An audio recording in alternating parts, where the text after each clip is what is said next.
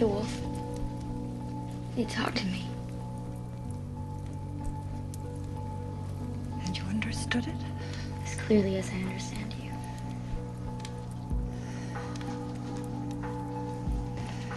Have you told anyone else about this? Only Roxanne knows, but she won't tell anyone. She won't even talk to me about it.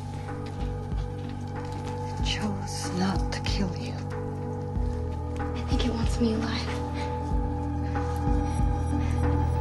Red Riding Hood is an adaptation of course, the very famous Universal tale.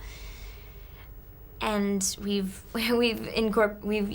taken the elements, the very, very important, iconic elements of the original tale, like the wolf and the grandmother and Red Riding Hood, and we completely turned it around and made it into a very contemporary story with sex and fear and suspicion, whodunit, within this village. And my character's much older than the original character.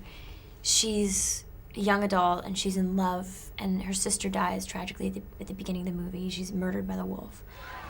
Where did you disappear to? You know all that soft hay in the granary?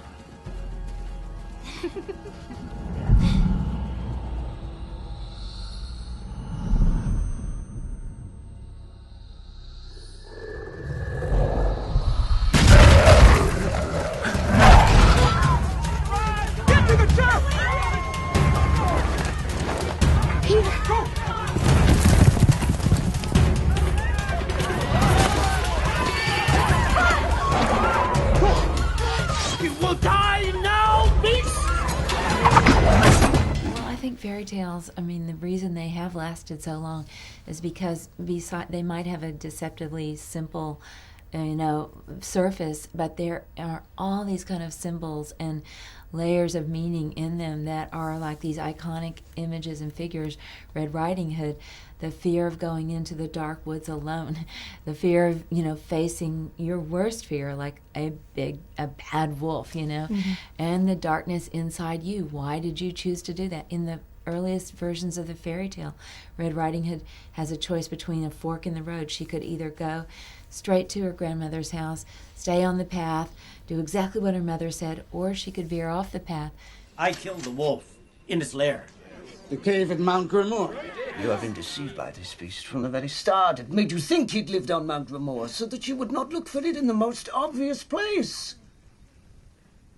The wolf lives here, in this village, among you.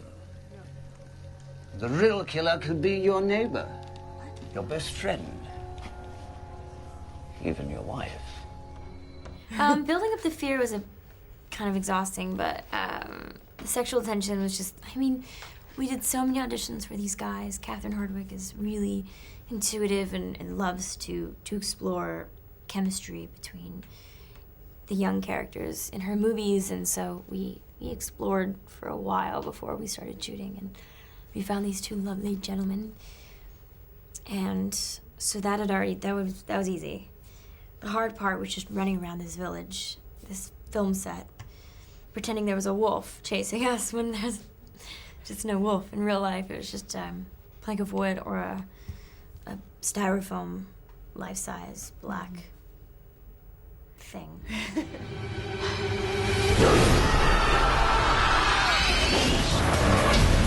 you love her, you'll let her go.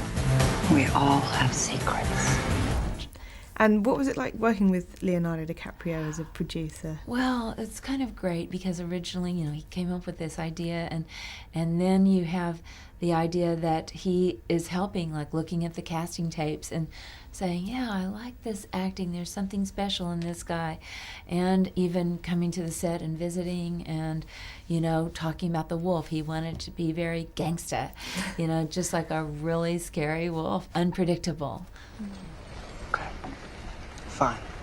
But if you're the wolf, I'm gonna chop your head off. I would do the same to you. Fair enough.